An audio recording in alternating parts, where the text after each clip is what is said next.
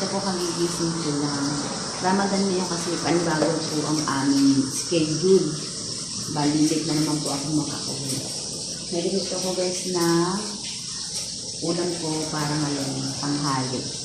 Alas 4 po ang pasok ko. Papakita ko sa inyo guys ang natawag na dates. Yung bago ka kumain sa mga Arabic, ito muna inuuna nila. Kasi, di ba, ano sila yung hindi kumakain, sila nagpapasting. Ito po may mga dalawin yung kasama ko ng mga dates. Nag-instruct ako ng ito. Ito guys yung dates. Ayan. Ayan ang dates. Ayan. Fasting kasi sila ngayon. Kaya kailangan marami pong dala silang dates ngayon. Ayan. Bago ka kumain, ito muna ang kakainin mo. Ang dami, no? Matamis po siya at masarap. Sa mga Arabic po, iyan po. Sa mga Muslim, iyan po ang mga nakain. Okay guys. Tara, magluto na tayo. Thank you for watching. Yan ang aking niluluto. Bye. God bless. Ramadan Kareem.